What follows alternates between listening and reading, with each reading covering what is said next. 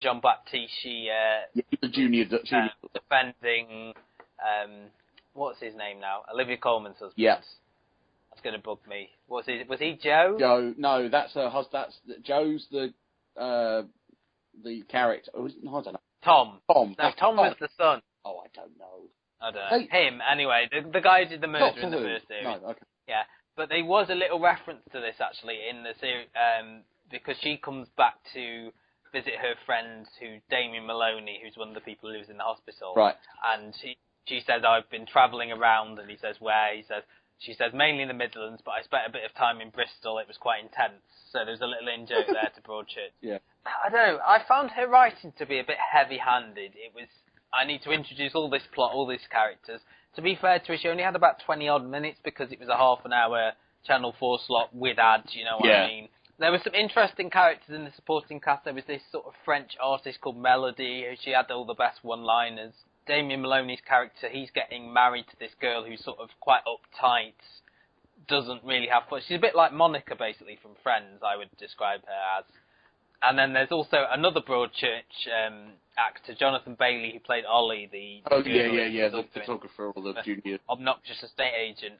And it's one of those things where initially you think all these characters are a bit annoying, but obviously they peel back the layers and they've got things wrong with them. You know, emotional scars maybe some of them have got that they don't want to reveal to the others.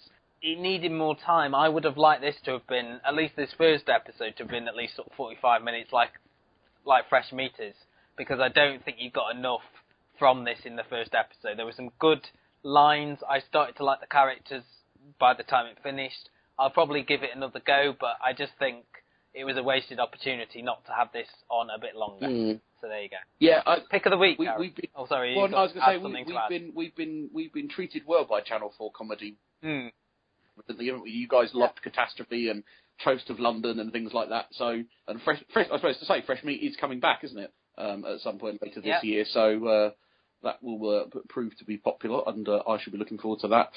Yes, pick of the week. Right. I'll go first. I am going to pick out Lucky Man, which is a Sky One drama. Well, can I just say we'll probably be back by the time that's on, will we not? Well, yeah, but I'm okay. But I don't want anything else because everything else doesn't look that good. Okay, well then I'm going to say that my pick of the week is the third episode of Endeavour, because I'm allowed to pick things that are on as well. Yeah. Very quickly, the second episode of Endeavour was on this weekend, and I thoroughly loved it. I spoke to a friend of mine about this, and I think one of the reasons that I think I love it is its lack of technology and old-fashioned policing. The fact that in this week's episode it was a ransom case, and they literally had to follow the trail of the ransom demands around, and they had to be very creative. You know, although the kidnapper said, "Oh, no police, can be involved," he's not watching them on a spy camera. He doesn't know that they're police officers.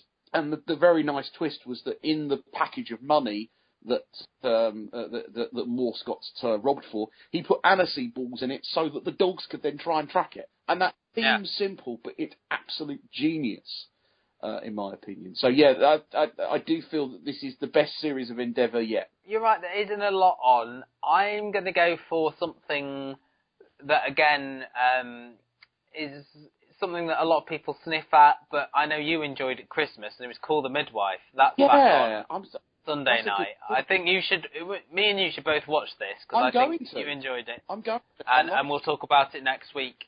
It's not just a very twee sort of Sunday night drama. It does get very emotional and very serious. There's, in this first episode, a child born with a birth defect, which is quite gripping, and there's some stuff about the Helen George character and her sort of trying to turn over a new leaf after sort of admitting that she was an alcoholic at the end of last series. So that's our picks of the week, and we haven't really got anything to go out with because Luke's not here. That's right. So we'll just remind you that you can follow Luke on Twitter at the Custard TV. Actually, well, no, at Luke Custard TV. Sorry, giving you out there. If you want to follow Luke at the Custard TV, then do that, but he won't get it. I'm at The Gary Show, and Matt is at Matt's TV Bites. With a number of T's. A number of T's. We haven't done that one in a while. Any minute now, I'm going to bring out Dave Jarvu. There you are. You can also like us on Facebook. Go to The Custard TV and SoundCloud. And if you really fancy giving us a nice 5-star review on iTunes, go on. You know you want to. We'll be your friend forever, honest. We'll be back next week, hopefully with Luke. I say hopefully. Is that the right word? Yeah, hopefully. Well, I'm not hoping. I'm not hoping he's not back. No. Does that make sense? We wish him double negative goodwill. Yes, and we'll also be finishing the quiz. And I have a nice surprise and twist about the quiz, which I was going to do tonight, but I can't. So I've got good stuff. And I still haven't come up with the next new feature. And no, it will not be Ask Mrs. McNamara. Oh, was it going to be? No.